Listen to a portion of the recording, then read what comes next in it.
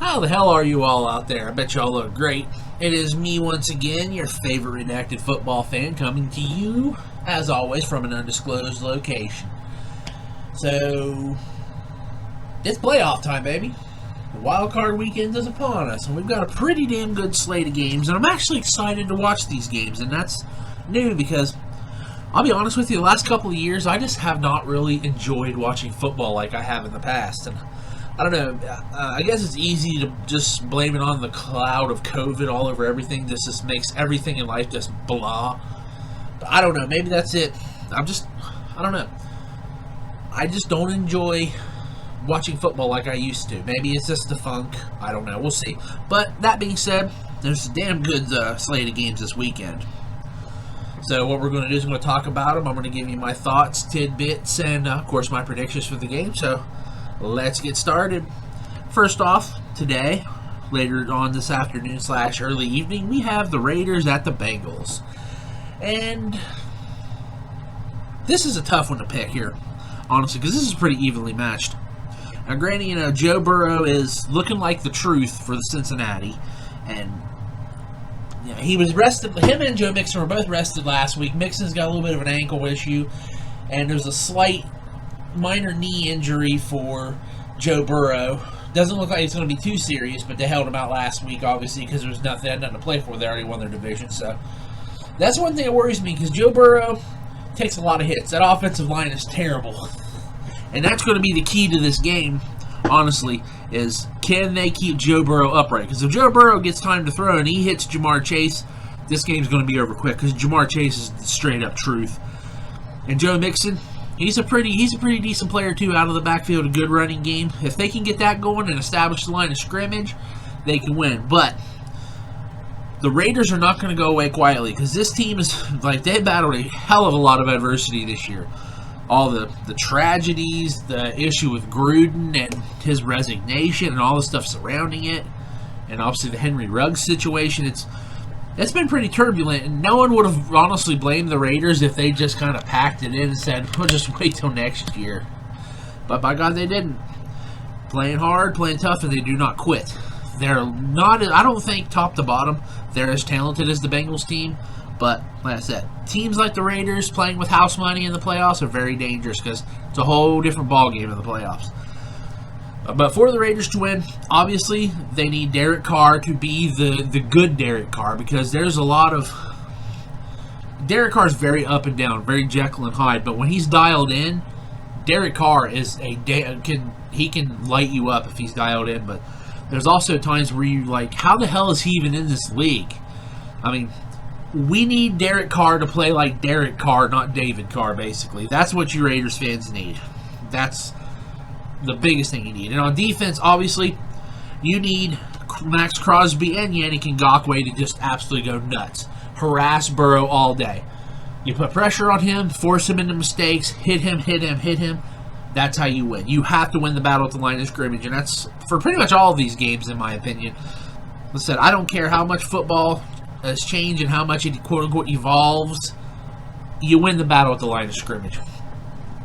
And I think that's what happens. Honestly, I believe there's an upset brewing, and not the only upset this weekend here, but at Paul Brown Stadium, I'm picking the Raiders to upset the Bengals. I'm not going to give a score because I'm not much on scores, but I think the Raiders win on a last-minute field goal by Daniel Carlson, because that dude's Carlson is quickly ascending to the top of the kicker ranks. He's knocking on the door of the best kickers in the league, and right now that's only got two people in it, in my opinion, and that's Chris Boswell and Justin Tucker. But Carlson's a coming, and I think that's what happens. Last minute field goal win for the Raiders, they move on. And then tonight, got the Patriots and the Bills. Always love a good divisional matchup in the playoffs, right? They split their season series this year. The Patriots, one of the big things they've got right now is Isaiah Wynn, their left tackle. He's out, so they got to do a little shuffling on the offensive line. And when your blindside tackle's out, that always makes you a little weary. And, of course, it's Buffalo, so you're going to expect a hell of a lot of bad weather, and I think they're expecting some serious snow. Just as long as the wind's not as crazy as it was in their Monday night game a few weeks ago, that was just, I have never seen something that insane in terms of wind. I mean, my God. And of course, the Patriots, didn't they threw like 3 passes or something and ran the rest of the time and steamrolled Buffalo. Now, Buffalo is just a question mark for me because there's 2 different Bills teams. Now, if the Buffalo team that shows up, if it's the one that's on paper, and when they show up to play, that Buffalo Bills team can literally steamroll pretty much everyone. There's 2 teams in the playoffs this year, 2 teams in the NFL right now that I think, if they play up to their potential, they're damn near unbeatable. The Bills are one, and I'll get to the other one in just a few minutes. But if the Bills play up to their potential and their abilities, they will absolutely annihilate the Patriots tonight. And there's a damn good chance they go on and win the Super Bowl if they can go on a run. But the problem is, you don't know what Bills team you're getting from week to week. I don't know what it is. I don't know if it's the scheme, if it's the play calling, if it's the preparation. It's just, I can't figure this team out. Sometimes you think, well, this is what's going on. This is what's going on. The coach is not doing this. I can't really pinpoint what's going on with Buffalo sometimes, man. It's just, and it's like in every game, it's like the first couple quarters, they look like a team who would barely win 5 games, and all of a sudden they turn it on, and they're the best damn team in football. They're as schizophrenic as it comes, man. Bipolar as all hell. You just don't know what Bills team you're getting. But at the end of the day, it's hard to bet against Bill Belichick in the playoffs. The Bills, who knows what Josh Allen's going to do, and who knows if the weather is going to be a problem. If it is, the Patriots have already proven that they can do the things you need to do in bad weather against Buffalo to win in Buffalo. So, with that being said, I'm taking the Patriots to win the rubber match this year and move on. I hate to see it, but, it's hard to bet against Belichick in January. And then, that's your Saturday slate of games. Your Sunday slate of games, you got the Eagles and the Buccaneers at Raymond James Stadium. And let's be honest here, I think we pretty much know how this game's going to go. Although, the Eagles, they have to play perfectly if they're going to win, which is always possible. There's always a few upsets in the playoffs. It's like March Madness. There's always a 12 beating a 5 in the first round of the tournament. It happens every year. And there's going to be some upsets. Like I said, I already picked an upset with the Raiders beating the Bengals. Although, I'm not so sure. I guess a division winner losing to a wild card, it would be an upset. But I wouldn't call the Raiders over the Bengals a huge upset. Eagles over Tampa would be a massive upset. But I just don't think that's happening. The Bucs are getting Shaq Barrett and Jason Pierre-Paul back for this game. Levante David is still questionable as of right now. I don't know if he'll play, but Shaq Barrett's their best pass rusher, and Jason Pierre-Paul is their second best pass rusher. And of course, they've got the defense of the defense of the first 2 levels of the defense of Tampa is really stout. Their problem is in the secondary, and the problem with that is the Eagles. Their issue is they can't really throw the ball very well. I mean, they've got a good receiver. They've got decent receiving cores and everything, but I don't know if Jalen Hurts is that kind of quarterback right now. I just don't see it. I don't see him at quarterback right now throwing the ball. Running the ball is very good. The Eagles can control the game and run the ball like they run the ball, chew up clock. Yeah, absolutely. And the Eagles' defense has got to step up, and they got to harass Tom Brady all day long. It's going to be a tough road for them. If the Eagles win, I wouldn't be shocked, but I don't see it happening. I say Tampa wins. Brady once again moves on. And probably we know the ending to that story, so I'm not even going to get in it.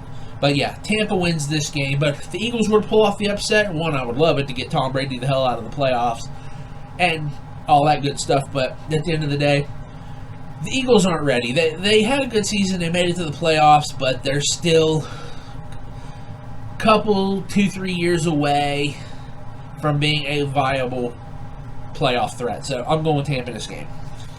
And then we've got the game that I find probably the most interesting, because it's sort of the most old school of this group. If you grew up in the 90s like I did, the 49ers at the Cowboys in Jerry World. Now this is the game that's interesting. Now first off, the 49ers are getting Trent Williams back with his elbow. He was limited in practice, but he's going to play, which is always good because he's their best offensive lineman and one of the best offensive tackles in football. He's a damn monster. So basically, this game, in my opinion, what this big game comes down to, this comes down to the 49ers running game against Micah Parsons. That's what I think. And Deebo Samuel, they're obviously going to move him and do a lot of stuff with him because I think they figured out, saw what Cordero Patterson was doing in Atlanta. So like, damn, we can do that with Deebo. And hell, he proved he can even throw the ball. He's the best, according to with the ball he threw last week. He's the best damn quarterback on our roster. But you're going to get a healthy dose of Deebo Samuel lined up all over, split out wide in the slot, in the backfield. I wouldn't expect anything less than 20, 25 touches for Deebo because he's your best damn player. Got to get the ball to your best player in the times. So, but the 49ers also, their defense is pretty good. I mean, they Robert Saleh, they haven't missed too much of a beat with that, but Dallas's offense is the truth. Even without Michael Gallup, Cedric Wilson has filled in very nicely for Michael Gallup in that slot. They still got CeeDee Lamb and Amari Cooper, and of course Zeke and Dak. And the offensive line, they're not as good as years past. Good enough to open up some holes. So, really, the 49ers defense needs to step up and play out of their minds. They'll probably play the best game of the year. Nick Bosa, he needs to show up. He needs to get a couple of sacks on Dak Prescott. Just to keep Dak Prescott on his toes, maybe force a couple of bad throws. It can happen. Dak Prescott is susceptible to that if you put the pressure on him and make him move around in the pocket a little too much. He can do it, but if you make him rush a throw, it happens. I mean, and that's nothing new. That's not like a scouting report on Dak Prescott. You pressure any damn quarterback, you can push them into mistakes. They try to force balls in there, and that's how they make mistakes. That's with any quarterback. Get pressure on the quarterback, you'll see some success. So, the biggest X factor in this whole game, in my opinion, is Greg Zuerlein, the kicker for Dallas, because old Greg the Leg is not exactly the most reliable kicker anymore. And I think that could come back to bite him in the ass. He can miss a couple extra points. 49ers don't miss many of those kicks. Robbie Gould's still good. So I'm going, this is my big-time upset of the week right here. The 49ers are going to beat the Cowboys in Dallas, or wherever the hell they play. I don't know if it's not Dallas. I don't really care. In that amusement park called Jerry World, let's put it that way. That place is so damn gaudy. I mean, how insecure is Jerry Jones? I mean, I remember on Hard Knocks taking the virtual tour of that entire facility. Their practice facility is better than probably 50% of the pro stadiums in the league. I mean, come on, Jerry. Yeah, we know you got money, and we know you got a tiny penis. Let's just move on. Everything's bigger in Texas except what's in your pants. We get it. You're compensating. But the 49ers beat the Cowboys, basically, which will be just hilarious to hear those Cowboys. I mean, I live on Cowboy tears, let's be honest with you. That's my fuel. Cowboys tears. And then, let's move on to the Sunday night game. Now, this is the game. I'm a Steeler fan.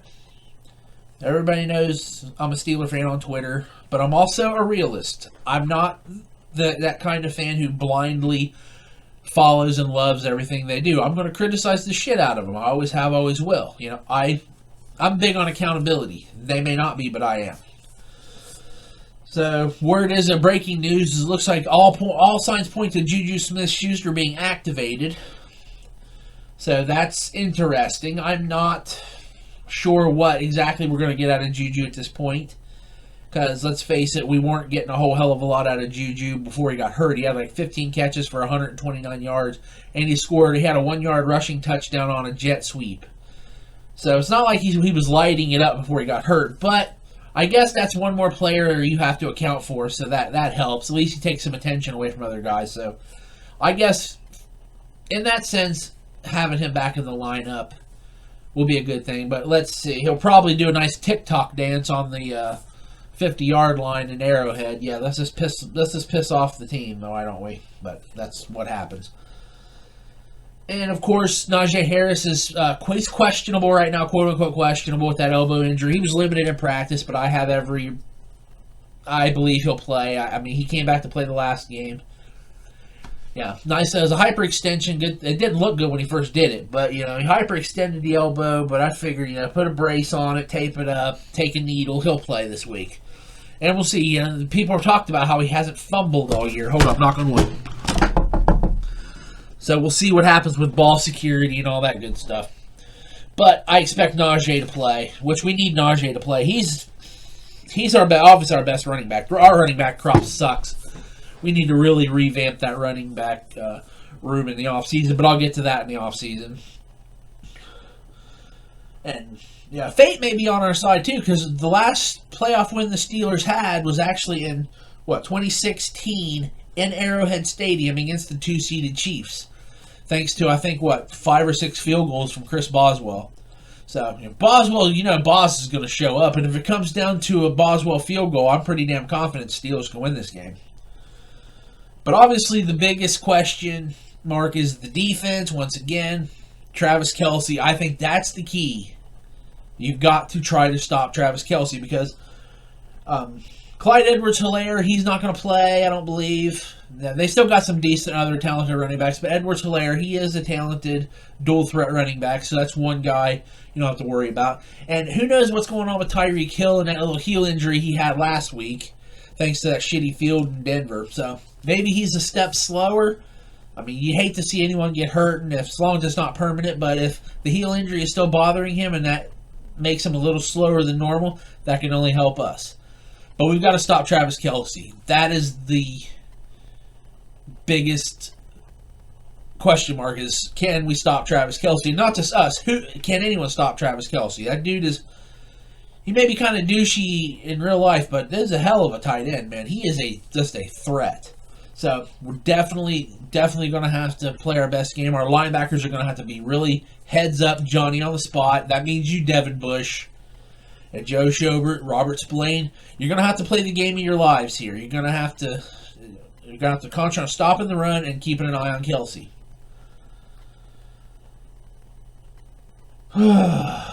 This game took me a long time to think about who was going to win it. Because as a Steeler fan, my heart's there. And I think, TJ Watt's TJ Watt. He's going to do his thing, and hopefully we can get the pressure on Mahomes all day. Like I said, I don't care how good a quarterback is, you pressure him, you harass him, you force him to make mistakes. And Patrick Mahomes has been susceptible to mistakes. He's getting a lot more arrogant with his throws this year. That's why his interception numbers are up.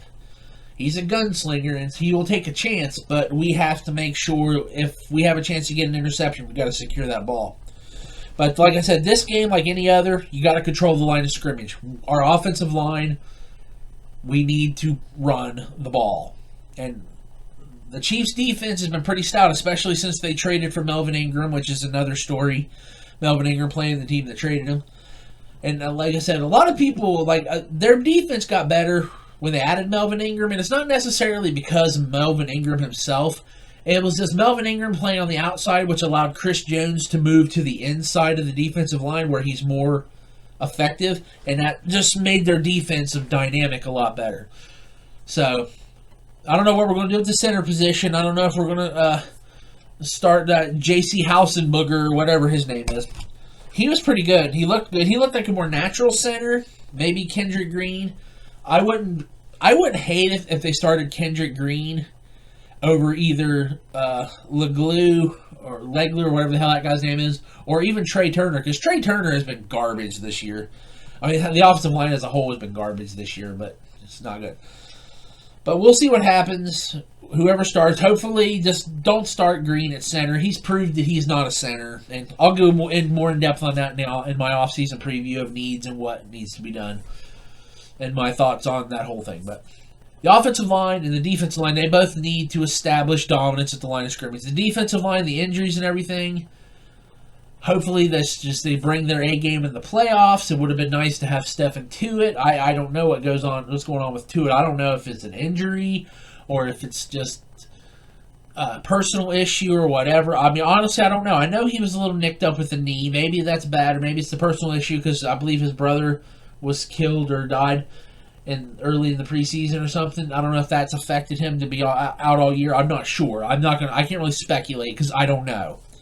And I don't know what goes on in someone's head or what's going on with someone's body. We do miss Tuitt, but we don't have him, so Hayward's going to show up. Adams has been a pretty good surprise in the middle there. We definitely we need to re-sign, even if we get Alualu and Tuitt back next year from their injuries. And depth is obviously quality depth on the defensive line is a must for any team. I mean, Pittsburgh is the poster child for that. So, got to establish the line of scrimmage. We have to stop the run first and just at least contain Kelsey. You may not be able to stop Kelsey, but you got to contain him. Just get pressure on Mahomes all day. TJ Watt needs to bust loose. If you're pissed off you didn't get the sack record, we'll take it out on Kansas City. And Pittsburgh can very easily win this game. If they won this game, I wouldn't be shocked. But I don't see at the end of the day, I don't see them being able to keep up with Kansas City.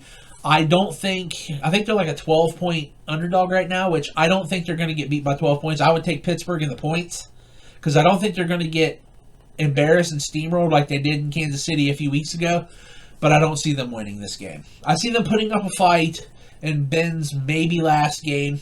I mean, everybody knows my feelings on that. We'll see. If it's Ben's last game, then just put up a fight. But I mean, I don't think they win. I think Kansas City wins this game and moves on. But Pittsburgh puts up a good fight, and then hopefully in the offseason there's a lot of change and overhaul with the team. So, like I said, I'd love for the Steelers to win. That would be great, but I'm not expecting it. I'm picking Kansas City to win this game.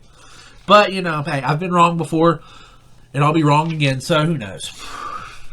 And the final game, this Monday night game with the Cardinals and the Rams, another division game. This one,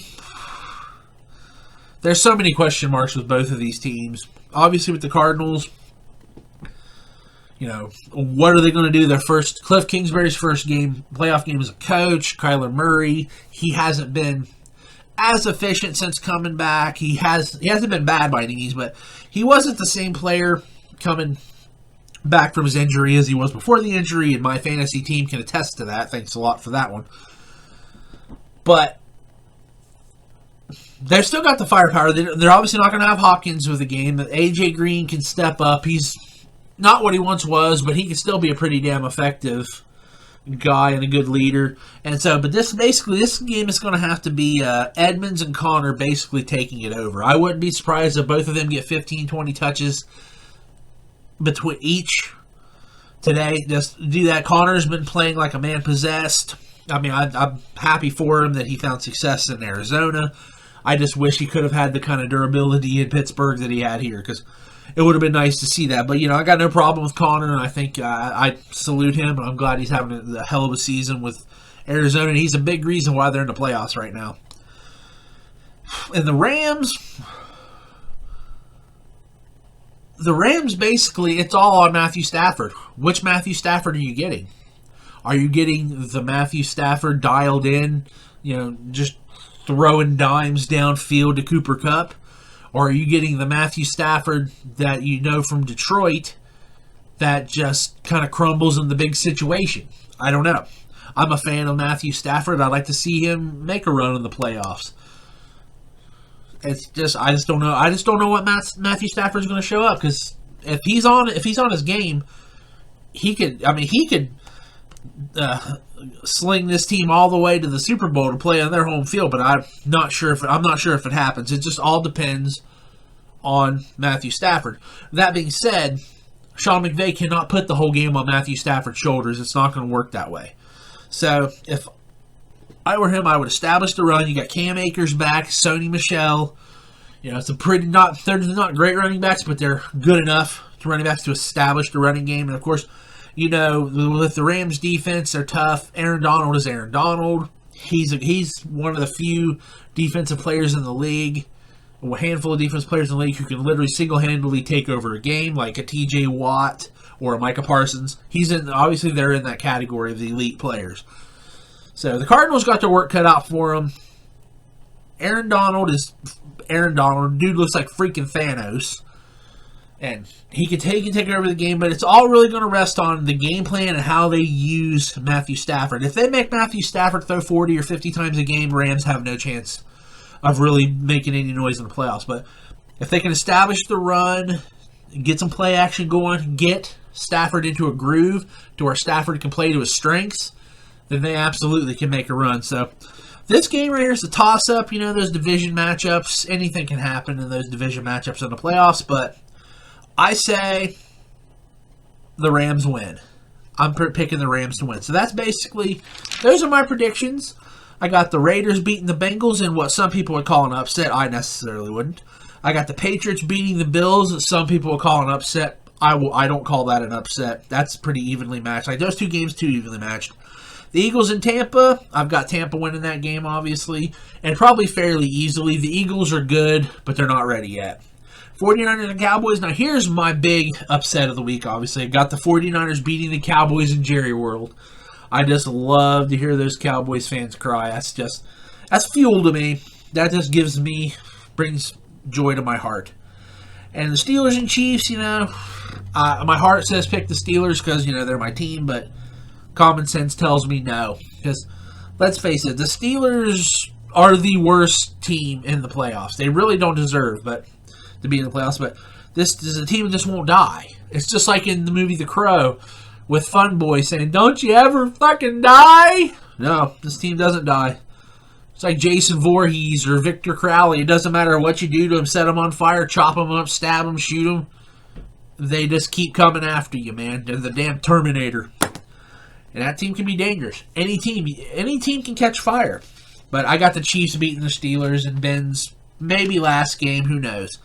And in the Monday night game, I've got the Rams beating the Cardinals. It'll be weird having a playoff Monday night game. I guarantee you when Vince McMahon found out about that, he's like, shit, pal. Got to deal with Monday Night Football again. Usually in the playoffs, I don't have to deal with Monday Night Football and the ratings. Arr.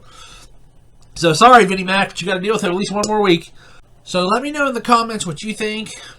Give me some predictions, what you think I'm right about, what you think I'm wrong about. Just tell me what you think. And like I said, if you enjoyed the video, I appreciate you hitting that like and subscribe for more content. And I wish you all a very safe weekend. And places across the country that have some winter storm warnings and some harsh winter weather coming, like in my area, I do hope you all stay safe, stay in the house, relax, put on your jammies, and watch some football, you know. Good weekend of football. The slate's always good. So, once again, thank you for watching. I'll see you all in the next video. Adios, amigos.